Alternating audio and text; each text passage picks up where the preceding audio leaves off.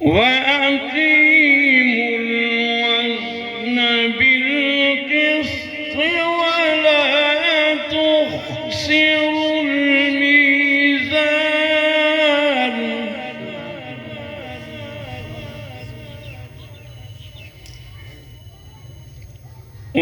والأرض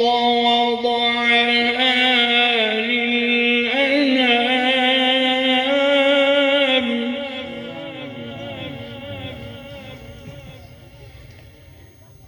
فيها فاكهة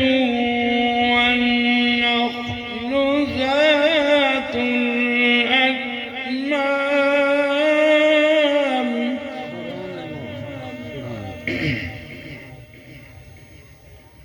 والحب ذو العصف والريحان فبأي آلاء ربكما تكذبان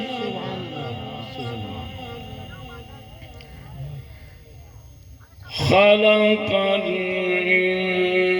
الإنسان من صلصال كالفخار وخلق الجن من مارج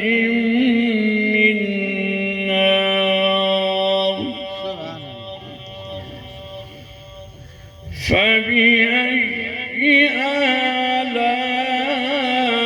آلاء ربكما